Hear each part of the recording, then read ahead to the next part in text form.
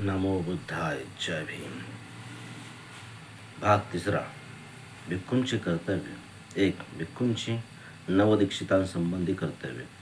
यश आणि त्याच्या 4 मित्रांच्या धर्मांतराची बातमी सर्वत्र पसरली आणि त्याचा परिणाम असा झाला की देशातील श्रेष्ठ कुळातील आणि त्याहून कमी प्रतीच्या कुळातील उपासक तथागतांकडे धम्माची दीक्षा घेण्यासाठी आणि बुद्ध आणि बुद्धांचा धम्म यांना शरण जाण्यासाठी आले. पुष्कळच लोक धम्मासंबंधीच्या मार्गदर्शनासाठी तथागतांकडे येऊ लागले. त्यापैकी प्रत्येकाला व्यक्तिशः मार्गदर्शन करणे कठीण आहे हे तथागतांना माहीत होते. म्हणून प्रतिदिनी वाढणाऱ्या परिवार्चकांच्या संख्येला संघ या नावाने धार्मिक संप्रदायाचे रूप देणे त्यांना आवश्यक वाटले. तेव्हा परिवार्चकांना संघाचे सदस्य बनवून त्यांना शिस्त लावण्यासाठी विनयाचे नियम बनवून ते संघाच्या प्रत्येक सदस्याने पाळणे आवश्यक ठरवले. नंतर तथागतांनी प्रत्येक शिष्याने भिक्खू होण्यासाठी ज्या 2 अवस्थांमधून गेले पाहिजे त्या ठरवल्या. पहिली अवस्था म्हणजे प्रत्येक शिष्याने परिवार्चक होऊन कित्येक वर्ष एखाद्या भिक्खूच्या नेतृत्वाखाली शिक्षण घेत राहणे. शिक्षणाच्या काळानंतर परीक्षक मंडळासमोर आपली लायकी सिद्ध करून त्याला उपसंपदा घ्यावी लागेल.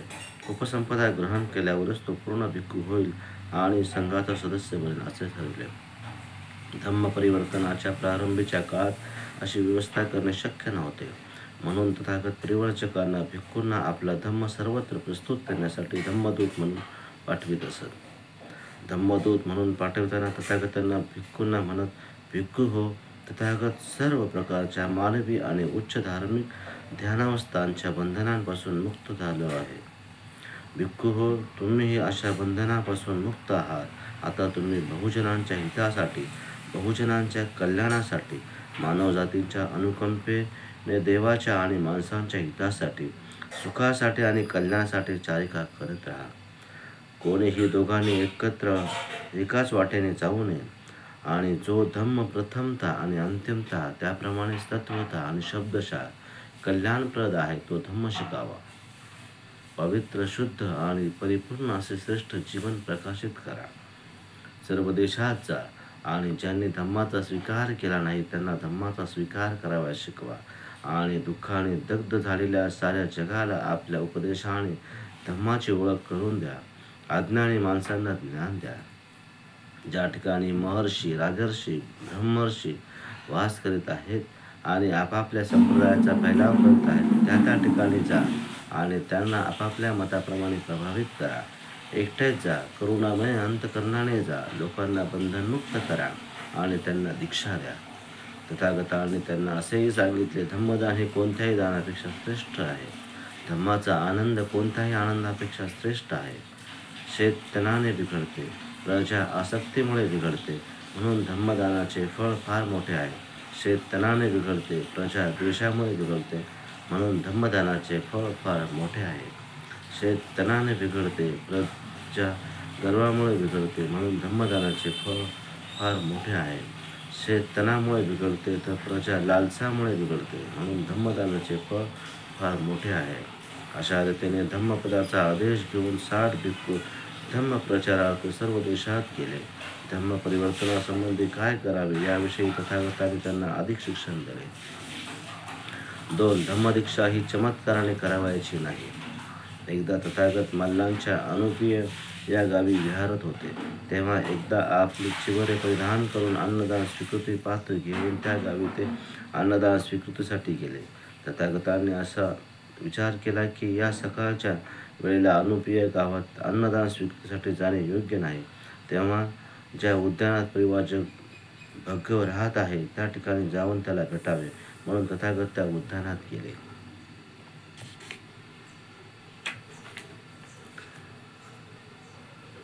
भग्य बाळ तथागतांना पाहिल्यावर तथागतांना उद्देशून तो म्हणाला, तथागत यावे, आपले मी स्वागत करीत आहे. फार दिवसांनी आपण इकडे येत आहात. इथे हे आपणासाठी आसन सज्ज आहे, यावर स्थानापन्न व्हावे. तथागत आसनावर स्थानापन्न झाल्यावर भग्य तथागतांच्या शेजारी एका ठेंगण्या आसनावर बसला आणि तो परिवारचक तथागतांना म्हणाला, काही दिवसांपूर्वी लिच्छवी कुळातील सुन्नखत माझ्याकडे येऊन म्हणाला, मी तथागतांचा त्याग केला आहे, मी त्यांना गुरु मानित नाही. ही खरी गोष्ट आहे का? लिच्छवी कुळातील सुन्नखताने तुला जे सांगितले ते सर्व खरे आहे. हे भगव काही दिवसांपूर्वी लिच्छवी कुळातील सुन्नखत तथागतांकडे आला आणि म्हणाला, हे तथागत, मी आपला त्याग केला आहे. आजपासून मी तथागतांना गुरु मानत नाही. तेव्हा तथागताने त्याला विचारले, हे सुन्नखत, तू तथागतांना असे तथागतांनी कधी म्हटले होते काय? सुन्नखत उत्तर दिले, नाही. किंवा तू तरी तथागतांना कधी असे म्हटले होतेस काय, तथागत, मी आपणाला गुरु मानतो? सुन्नखत म्हणाला, नाही, मी असे कधीच बोललो नाही. जर मी तुला सांगितले नाही आणि तूही तशी इच्छा प्रदर्शित केली नाहीस, तर तू तरी असा कोण आहेस की तू तथागतांचा त्याग करण्याच्या गोष्टी बोलाव्यास? पण तथागत, आपण सामान्य माणसापेक्षा काही अद्भुत चमत्कार करून मला दाखवित नाही. सुन्नखता, तथागत, तुला कधी असे म्हटले होते का की अद्भुत चमत्कार करून दाखवेन तरच तू तथागतांचा शिष्य हो? नाही तथागत. किंवा तू तरी तथागतांना म्हणाला होतास का की सामान्य माणसांच्या शक्तीपलीकडचा अद्भुत चमत्कार तथागतांना करून दाखवतील म्हणून मी त्यांचा शिष्य होईन? नाही तथागत. जर तथागत ही असे बोलले नाहीत, तूही असे बोलला नाहीस, तर मग तू तथागतांचा त्याग करण्याच्या गोष्टी बोलतोस, त्याला अर्थ काय? माणसाला अद्भुत चमत्कार करता येतील किंवा नाही हे सिद्ध करण्यासाठी तथागत आपला धम्म शिकवित नसतात. तथागतांचा धम्म हा माणसाला आपल्या दुःखाचा पूर्ण नाश कसा करता येईल हे शिकवतो. हा तथागतांचा उद्देश नाही काय? अद्भुत चमत्कार दाखवले जावेत अथवा न दाखवले जावोत. तथागतांचा धम्मोपदेशाचा उद्देश जो तथागतांच्या धम्माचे अनुसरण करतो तो आपल्या दुःखाचा नाश करू शकतो हा आहे. परंतु तथागत सुन्नखत मला सारखा म्हणत राहिला, वस्तू जातीचा प्रारंभ कसा झाला हे तथागत मला सांगत नाहीत. अरे सुन्नखता, तथागत कधी असे म्हटले आहेत काय की ए आणि तथागतांचा शिष्य बन आणि तथागत तुला वस्तू जातीचा प्रारंभ स्पष्ट करेन? नाही तथागत. किंवा तू असे कधीतरी म्हणाला होतास काय की वस्तू जातीचा प्रारंभ कसा होतो हे मला तथागत शिकवतील म्हणून मी त्यांचा शिष्य बनेन? नाही तथागत, असे मी म्हटले नाही. तुम्ही असे म्हटले नाहीस आणि तथागतही तसे म्हटले नाहीत, मग तू त्याग करण्याची भाषा बोलतोस, त्याचा अर्थ काय? माणसाच्या सर्व दुःखांचा नाश करण्याचा जो धम्म जो तथागत शिकवतात, तथागतांचा हेतू वस्तुजातीचा प्रारंभ कसा झाला हे शिकवते नाही. वस्तुजातीचा आरंभ कसा झाला हे शिकव. अगर न शिकवून दुःख नाशासाठी तथागत आपला धम्म शिकवित असतात. मग सुन्नखत, वस्तुजातीचा प्रारंभ कसा झाला किंवा ते प्रारंभरहित आहे हे तुला समजण्यात काय अर्थ आहे? सुन्नखता, वज्य लोका, तू तथागतांची अनेक प्रकारे प्रशंसा केली आहेस. सुन्नखता, वज्य लोका, धम्माची तू अनेक प्रकारे प्रशंसा केली आहेस. सुन्नखता, वज्य लोका, तू अनेक प्रकारे संघांची प्रशंसा केली आहेस. सुन्नखता, तथागत तुला असे सांगतात की काही लोक तुझ्या संबंधी असे म्हणतील की लिच्छवी कुळातील सुन्नखताला गौतमाच्या आदेशानुसार भिक्खूंचे पवित्र जीवन जगता आले नाही, त्याचे नियम पाळता आले नाहीत, म्हणून विनय झुगारून देऊन तो दुर्वर्तन करू लागला आहे. भगवा, अशा रीतीने लिच्छवी कुळातील सुन्नखताला तथागत म्हणाले, सुन्नखत हा धम्म आणि विनय यांचा त्याग करून आता अधोगतीला च्या मार्गाला लागला आहे. सुन्नखताने धम्म आणि बुद्धांचा विनय यांचा त्याग केल्यावर तो लोकांना असे सांगू लागला, बुद्धांच्या प्रज्ञा आणि बोधीमध्ये काहीच दैवी नाही. त्यांनी केवळ आपल्या बुद्धीच्या जोरावर असा एक वैयक्तिक सिद्धांताचा शोध लावला आहे आणि तो प्रतिपादित केला आहे की ऐकणाऱ्याने आपले दुःख निवारण्यासाठी त्याचे परिपालन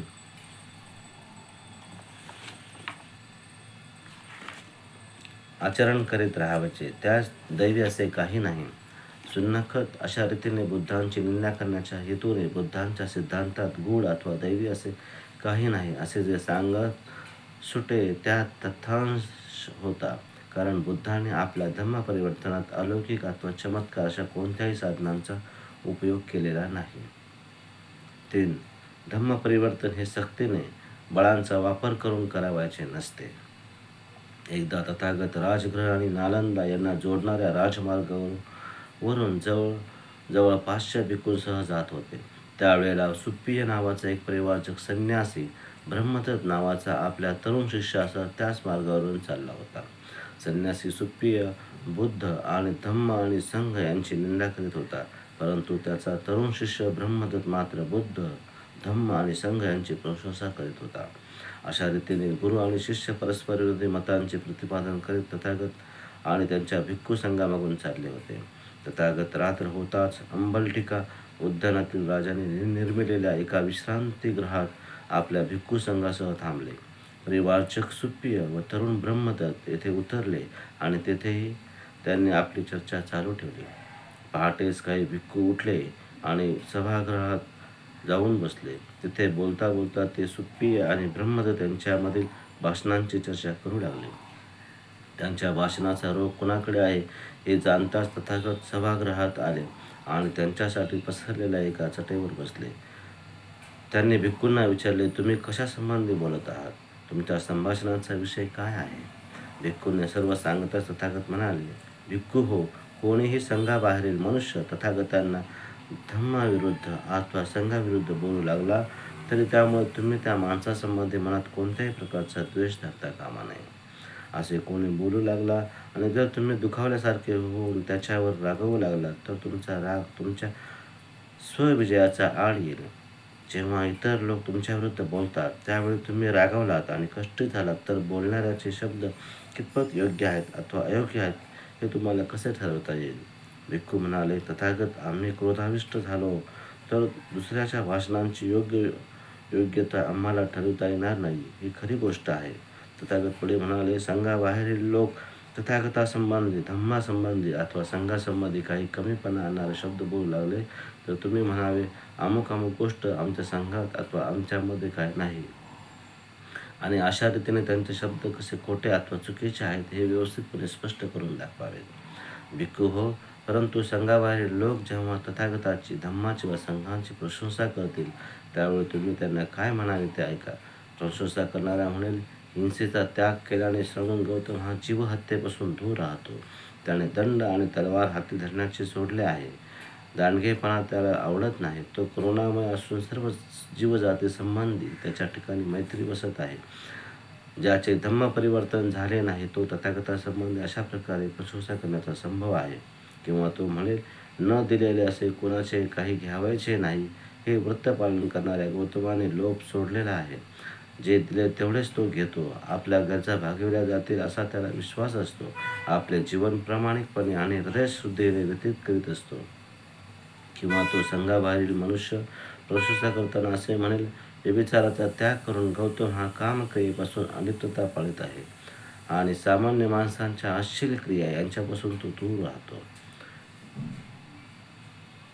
तो प्रशंसा करणारा कदाचित असेही म्हणेल, श्रमण गौतम असत्य भाषण करीत नाही, खोटेपणाचा आपल्याला स्पर्श होऊ देत नाही, तो सत्य बोलतो, सत्यापासून विचलित होत नाही, तो इमान राखतो, तो विश्वसनीय आहे, दिलेला शब्द तो मोडीत नाही.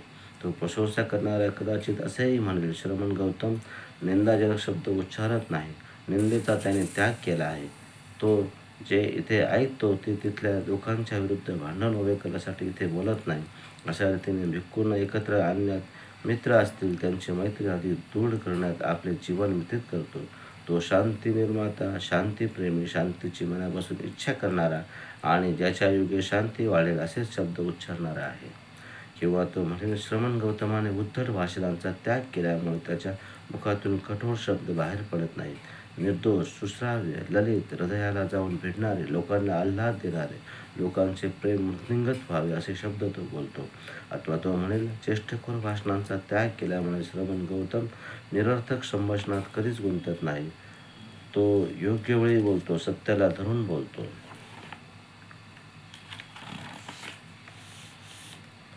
धम्म आणि संघ यावर तो समायोचित बोलतो. अंतःकरणात साठवण्यासारखे शब्द बोलतो. समुचित उदाहरण देतो. भेद स्पष्ट करतो आणि मुद्द्याला कधीही सोडित नाही. किंवा तो म्हणेल, श्रवण गौतम बीजे किंवा रोप यांना सुद्धा इजा करीत नाही. तो दिवसा फक्त भोजन करतो, रात्री अथवा मध्यानंतर अन्नसेवन करीत नाही. जत्रेतील नाच, तमाशा, संगीताचे जलसे अशा ठिकाणी तो कधीही जात नाही. फुलमाळा, सुगंधी द्रव्य आणि उठणे यांनी तो आपल्याला विभूषित करीत नाही. लांबलचक उंच बिछाण्यावर तो कधीही पहुडत नाही. सोने, रूपे तो कधी स्वीकारत नाही. बिन शिजवलेले धान्य तो घेत नाही. स्त्रिया अथवा युवती यांचा तो स्वीकार करीत नाही. दास दासी यांचा तो स्वीकार करीत नाही. मेंढे, बकरी, बोकड हे तो स्वीकारत नाही. तो तुताचे अथवा मध्यस्थाचे काम करीत नाही.